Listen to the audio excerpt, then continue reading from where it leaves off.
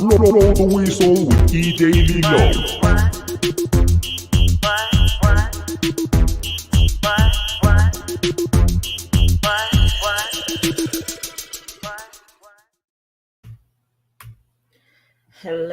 Hello, guys. It's EJLee of EJLee Law Practice, and you're on the recap episode of Blow the Whistle with EJLee Law. I am going live from my YouTube channel, as well as my personal page and my EJLee Law Practice page on Facebook. So thank you guys for joining me live. This is going to be real, raw, and uncut, so just bear with me. My commentator, McKenzie, is not going to be on with us today, but that's okay. We're going to keep going because life is still life and in the background, but she will join us for the next recap episode, and obviously next week as we go through technical file number 3. So we're going to recap technical files number 1 and 2 that we talked about over the last 2 episodes. And then again, a little bit of recap, a little bit more about me. If you guys have questions, feel free to ask them. I'm going to be checking the comments. I'm not going to make this too long. It's going to be about between 5 and 10 minutes, just depends on how many questions I get. But again, just to recap, EJLee Law Practice LLC is located in Metro Atlanta.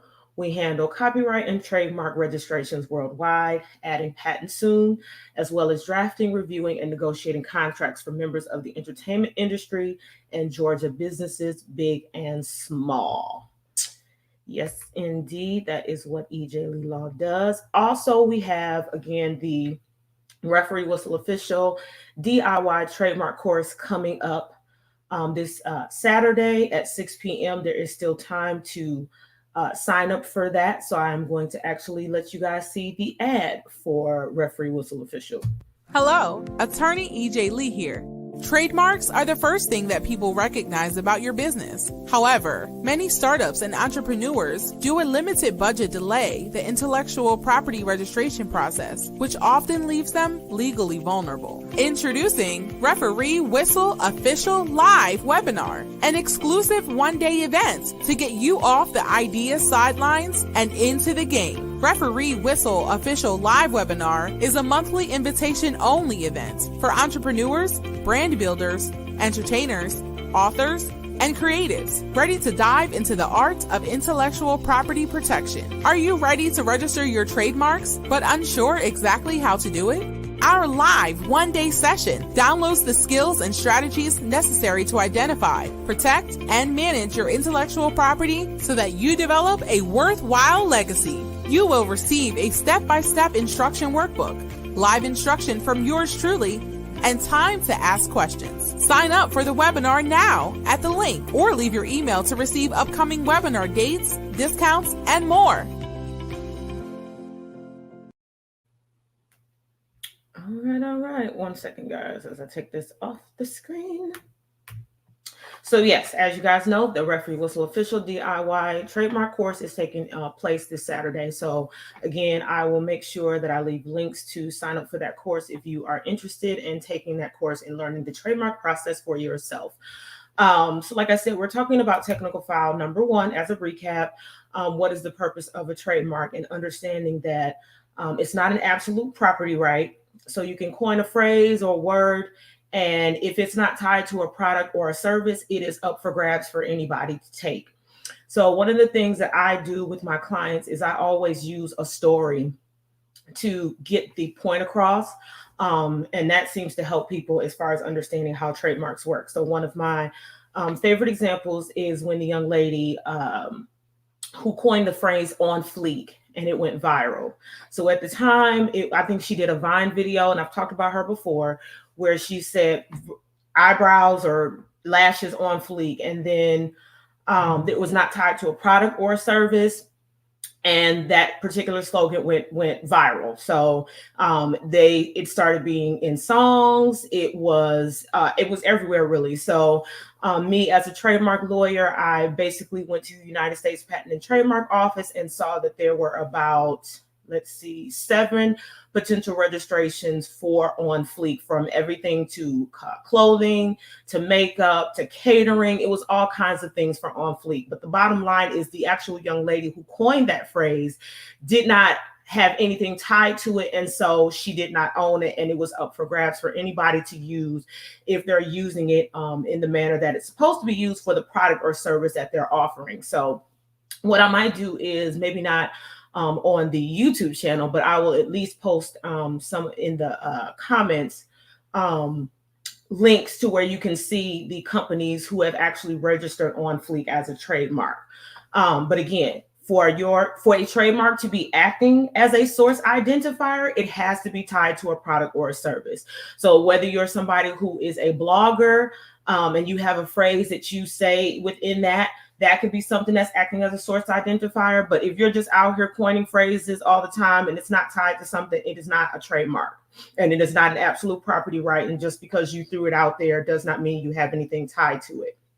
Also, you receive protection in a specific class. So if you have a trademark for makeup, that is where your protection is going to be for makeup. It's not going to cover you if that particular trademark is used on an airline or in gas. So we have examples of trademarks that are able to coexist. And so examples of that would be Dove soap, where we had, and then we also have Dove ice cream. Then we have what is another? Delta, which is for airlines. And then we also have Delta for faucets.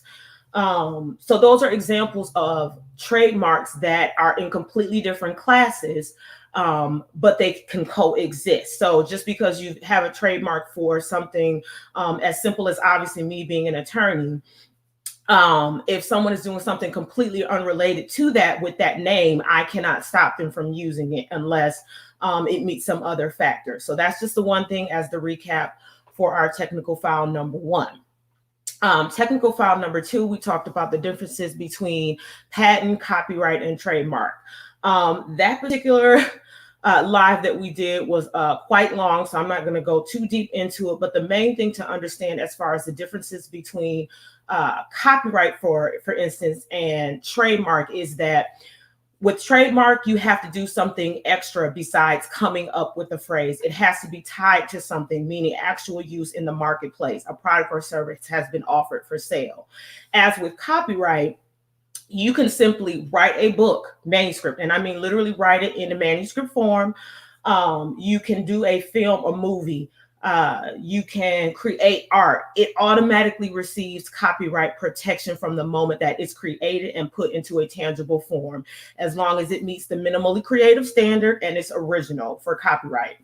The only other thing that you have to do as it relates to copyright is if you discover that someone infringes on your work, you have to register it with the Copyright Office, because there are things that happen before registration and there are things that happen after registration. So anything before it's registered with the Copyright Office, it's only entitled to a specific amount of damages and no attorney fees. If there's infringements after registration, it's entitled to statutory damages as well as attorney fees. So it just makes sense to go ahead and register it. But if you're somebody who makes a ton of different things that fall under copyright, such as my music producers or my songwriters, and you have a lot of different things, you sometimes have to wait until an infringement comes up, because it could be costly registering thousands of items with the Copyright Office.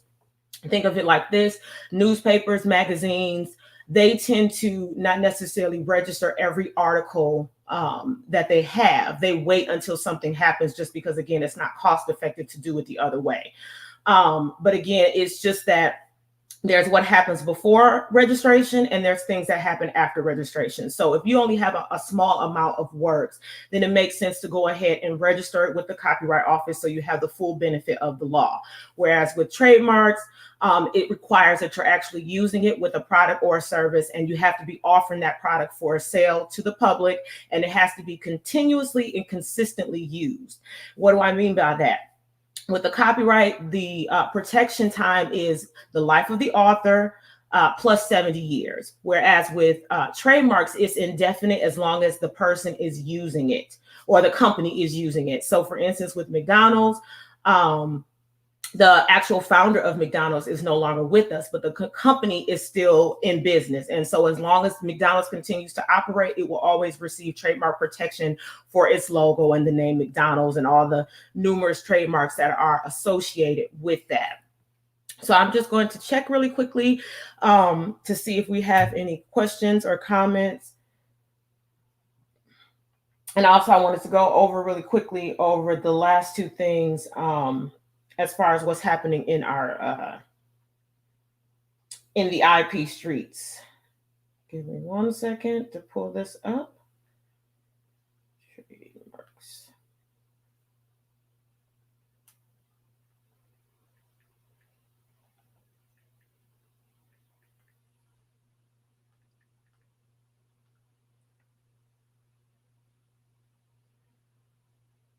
All right, so I don't know how many of you, well, of course you are. Most of you are aware of TikTok. TikTok is being sued by a company called Stitch.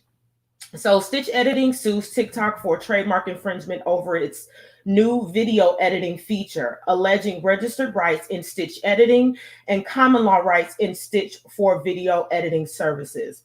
So those are some of the things that we're going to be talking about as we go further and further into the technical files that I see most often in the IP game. And one of those is, again, when you're relying on common law rights versus rights where you have actually registered your trademark with the United States Patent and Trademark Office. So that's just something that's coming up later to be looking out for as it relates to this. So I'm going to read this one more time.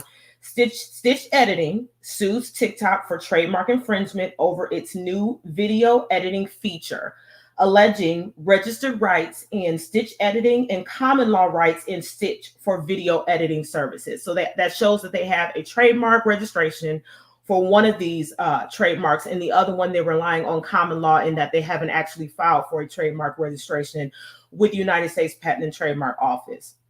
When you rely on common law, you're basically saying that I have been offering products or services for sale in connection with that trademark, but I haven't actually registered it to where it covers me all over a specific country.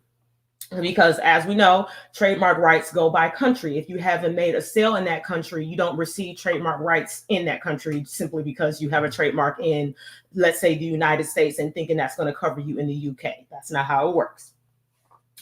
Okay, and then lastly, what else did I want to show you guys? Oh,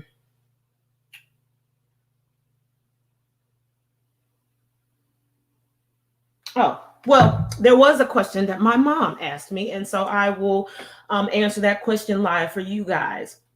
So there is a difference between those trademarks when you're actually, offering a product or service for sale, but you have not yet registered it with the United States Patent and Trademark Office. And so if you haven't registered your trademark or your logo, your name with the United States Patent and Trademark Office, you can use what's called the TM. And I'm sure you have seen this before. So the TM is just an unofficial way of putting people on notice or other businesses on notice that the particular mark or name that is on that product or that service is being used as a trademark. And so you're saying, hey, this TM is letting them know that this is being used as a trademark, but it's unofficial. When you register the trademark with the United States and Patent and Trademark Office, you get the right to use the registered R with a circle around it. So you're not supposed to be using that registered R unless you have actually received a registration with some official body like the United States Patent and Trademark Office. That is when you're allowed to use that. And so interestingly enough, I'm not going to obviously talk about the name of this particular product, but there is a natural hair product in the stores that I love. And obviously, because I'm a trademark lawyer, I wanted to see, if they had a registered trademark for the name of their product. Not thinking, of course, that they wouldn't, but it turns out that this company had been using the registered R on their products, and they had not actually received a trademark registration officially from the United States Patent and Trademark Office. Ugh. Say that 3 times fast. So I was quite surprised to see that. So again, if you haven't registered a trademark yet with the United States Patent and Trademark Office, you can use the TM as an unofficial notice to people that, hey, or to businesses that I'm using this as this name, this logo, this color, whatever, as a trademark. But the moment you receive your registration, you can switch out that TM for the registered R with the R, and the circle is around it. And so I will actually post in the comments what the TM looks like if you haven't seen it before, and obviously what the registered R is. If you go downstairs into your kitchen, actually look at some of the products and you will see the registered R on there. And so they're putting you guys on notice that they've actually received the trademark registration, or supposedly anyway. Most of these big department stores have full IP departments that are supposed to check to make sure that these are in fact registered trademarks and that they're not infringing on someone else's trademark, which unfortunately was the case with the particular natural hair products that I'm talking about. But again, since I'm on YouTube, I don't want to necessarily call them out, but most people know what product I'm talking about if we know each other personally. So I don't see any questions. I'm going to just double check on my Facebook page really quick, and then we're going to go ahead and end this live.